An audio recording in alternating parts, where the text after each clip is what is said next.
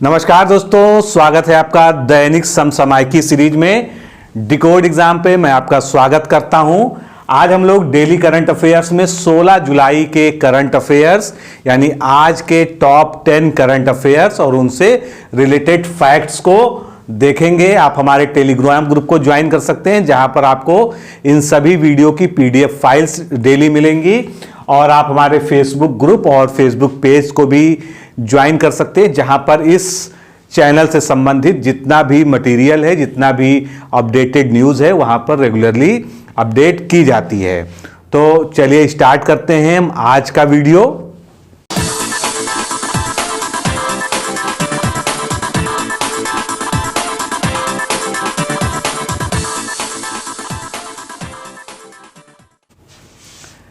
पहला प्रश्न देखते हैं। 2020 ओलंपिक की तैयारी हेतु इंडिया हाउस, एक इंडिया हाउस बन रहा है जहां पर खिलाड़ी रहकर अपनी प्रैक्टिस करेंगे ओलंपिक खेलों के लिए। तो ये इंडिया हाउस कहां पर स्थापित किया जा रहा है? तो इंडिया हाउस की स्थापना की जा रही टोक्यो में। टोक्यो में क्यों? क्योंकि 2020 का जो ओलंपिक खेल है वो टोक्यो में ही, जापान के टोक्यो में आयोजित होगा। भारतीय खिलाड़ियों की तैयारी है तो इंडिया हाउस की स्थापना वहां पर की जा रही है। अगला प्रश्न लेते हैं। रोजर फेडरर को हराकर किसने विंबलडन टेनिस पुरुष सिंगल्स का खिताब जीत लिया है? तो बहुत बड़ी न्यूज है और विंबलडन से जुड़ी हुई जो है प्रश्न हमेशा एग्जाम में पूछ लिया जाता है। तो नोवाक डी जोकोविच ने जो है रोजर फेडरर को हरा दिया है और उन्होंने अपना कौन सा खिताब जीता है? विंबलडन का 5वां खिताब। यह भी एक इंपॉर्टेंट तथ्य है एग्जाम के लिए याद रखने के लिए। इसके साथ ही यह जोकोविच का 16वां ग्रैंड स्लैम है। इस जीत के साथ जोकोविच ने विजोर्न बोर्ग की बराबरी कर ली। उन्होंने भी विंबलडन में 5 टाइटल अब तक जीते हैं। विंबलडन के इतिहास में यह सबसे लंबा फाइनल मैच रहा।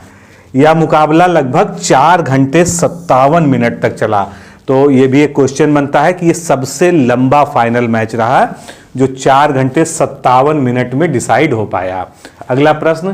किस भारतीय महिला कुश्ती खिलाड़ी ने 53 किलोग्राम भार की श्रेणी में थासार डोंगू इंटरनेशनल, जो कि इस्तांबुल में, तुर्की के इस्तांबुल में आयोजित हुई, उसमें गोल्ड मेडल जीता? तो भारतीय खिलाड़ी हैं विनेश फोगाट। विनेश फोगाट ने जो है ये प्रतियोगिता 53 किलोग्राम वर्ग में गोल्ड जीता और यह गोल्ड रूस की एकातोरिन पोलुसुक को हराकर जो है विनेश फोगाट ने जीता। विनेश फोगाट का भारत के लिए महिलाओं के प्रतियोगिता में ये 3रा गोल्ड मेडल है। तो ये अच्छी खबर है इनके लिए। विश्व कप क्रिकेट टूर्नामेंट 2019 में किस खिलाड़ी को मैन ऑफ द टूर्नामेंट दिया गया? तो मैन ऑफ द टूर्नामेंट दिया गया केन विलियमसन को। केन विलियमसन कौन है? न्यूजीलैंड के प्लेयर हैं, न्यूजीलैंड के कप्तान भी हैं। और लॉर्ड्स मैदान में जो मुकाबला खेला गया उसमें कौन जीता था? इंग्लैंड जीता था, न्यूजीलैंड हार गया था दुर्भाग्य से। और इसमें क्या नियम लगा था कि ड्रॉ होने के बाद भी मैच जिसने सबसे ज़्यादा चौके लगाए थे, जिसने सबसे ज़्यादा बाउंड्रीज लगाई थी, उसके आधार पर जो है विजेता का चुनाव हुआ था और न्यूजीलैंड के कप्तान केन विलियमसन को मैन ऑफ द टूर्नामेंट चुना गया।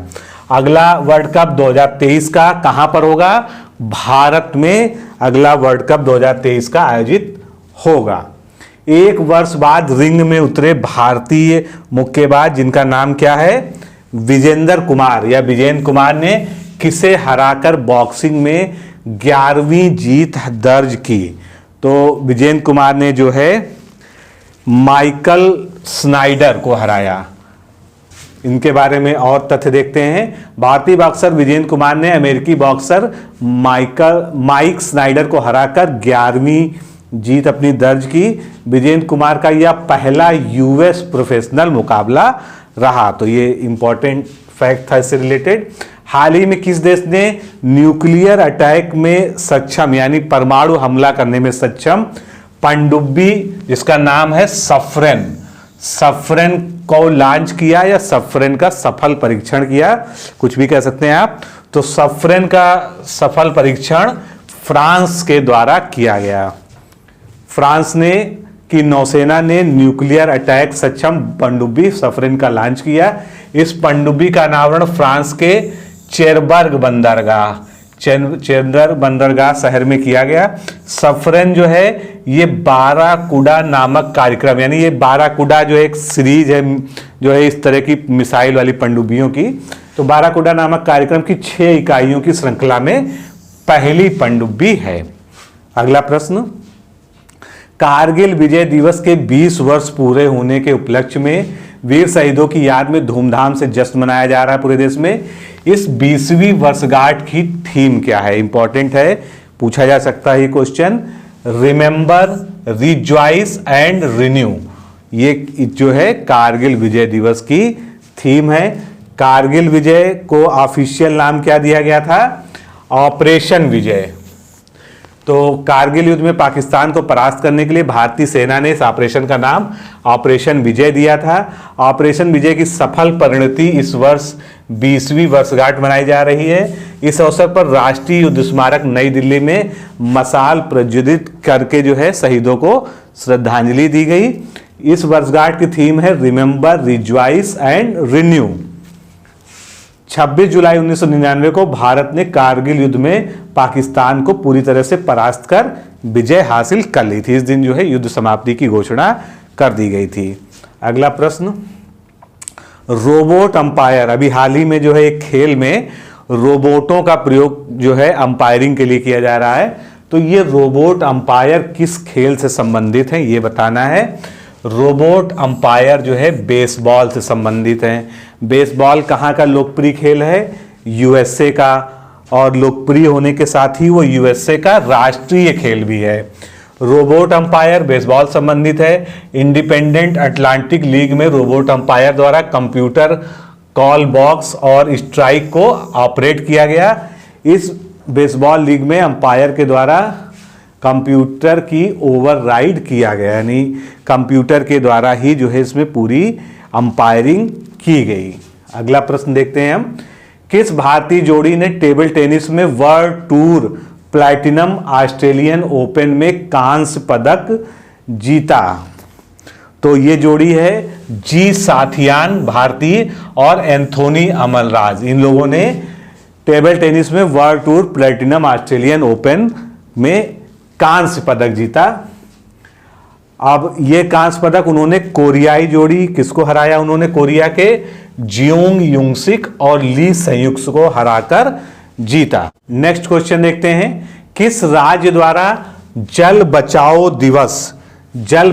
दिवस या अभियान का आयोजन किया गया? तो जल बचाओ दिवस या अभियान का आयोजन पश्चिम बंगाल सरकार के द्वारा पश्चिम बंगाल में किया गया। इसके बारे में पश्चिम बंगाल सरकार द्वारा स्कूली क्षेत्रों तथा अन्य क्षेत्रों में जल के संरक्षण के लिए, उसको प्रोत्साहित करने के लिए और जनमानस तक जो है संदेश पहुंचाने के लिए जल बचाओ दिवस मनाया। विश्व जल दिवस कब मनाया जाता है? 22 मार्च को मनाया जाता है। तो दोस्तों, इस प्रकार से आज के 10 महत्वपूर्ण प्रश्न को हमने देखा, उनसे जुड़े हुए प्रमुख फैक्ट्स को भी देखा। तो ये रेगुलर सीरीज है, आप इसको डेली फॉलो करिए जिससे आप जो है इससे लाभान्वित हो सकें।